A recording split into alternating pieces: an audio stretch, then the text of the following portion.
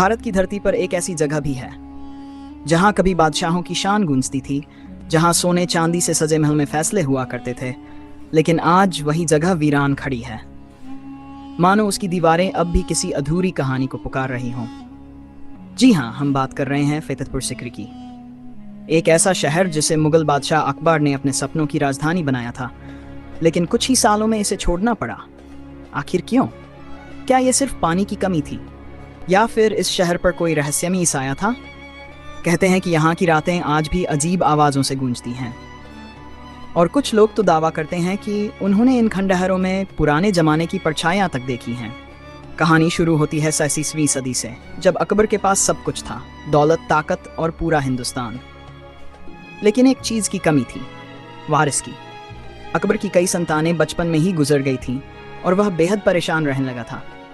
तभी उसे पता चला कि सलीम चिश्ती नाम के एक सूफी संत सीकरी नाम के छोटे से गांव में रहते हैं। अकबर उनसे मिलने पहुंचा और संत ने भविष्यवाणी की कि बहुत जल्द उसके घर एक बेटे का जन्म होगा। कुछ समय बाद अकबर के यहाँ बेटे का जन्म हुआ, जिसका नाम रखा गया सलीम, जिसे दुनिया आगे चलकर जहांगीर के नाम से जानने लगी। अकबर इतना खुश हुआ कि उसने उसी जगह पर एक भव्य शहर बसाने का फैसला किया, और यहीं से जन्म हुआ फतेहपुर सीकरी का। लाल बलुआ पत्थरों से बना यह शहर उस दौर की सबसे शानदार राजधानी बन गया। यहाँ बने महल, दरबार, मस्जिदें और विशाल दरवाजे आज भी मुगल वास्तुकला की खूबसूरती को बयान करते हैं। बुलंद दरवाज़ा इतना विशाल बनाया गया कि उसे देखकर दुश्मनों के हौसले टूट जाएं।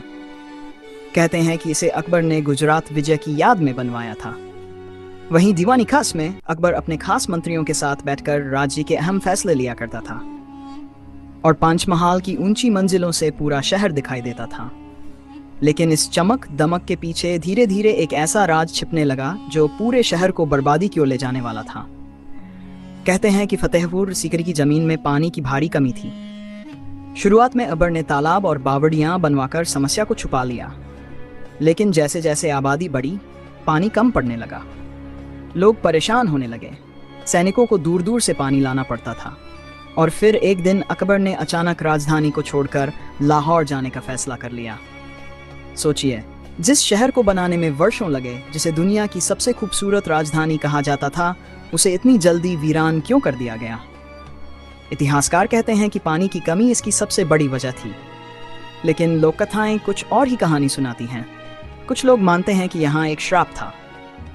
कहते हैं कि एक संत ने इस जगह को लेकर चेतावनी दी थी कि यह शहर कभी लंबे समय तक आबाद नहीं रह पाएगा, और शायद यही कारण था कि कुछ ही वर्षों में यह शानदार नगरी खंडहर बन गई। आज भी जब पर्यटक यहाँ घूमने आते हैं तो उन्हें लगता है मानो समय यहीं रुक गया हो।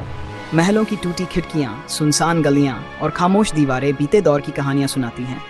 रात के समय यहाँ का माहौल और भी रहस्यमयी हो जाता है।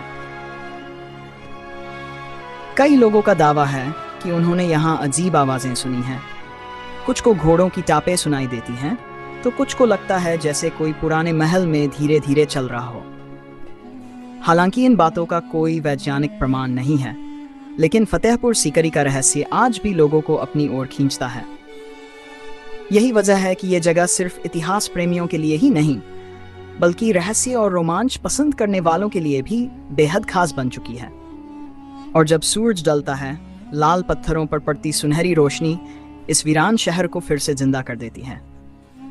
ऐसा लगता है जैसे अकबर का दरबार अभी भी यहीं कहीं लगा हो, जैसे इतिहास की परछाइयां आज भी इन दीवारों के बीच घूम रही हों। तो अगर आपको इतिहास, रहस्य और पुरानी सभ्यताओं की अनसुनी कहानियां पसंद हैं, तो फतेहपुर सीकरी की यह कहानी आपको ज़रूर सोचने पर मजबूर कर देगी। क्योंकि कुछ शहर सिर्फ ईंट और पत्थरों से नहीं बनते, वे बनते हैं सपनों, रहस्यों और अधूरी कहानियों से।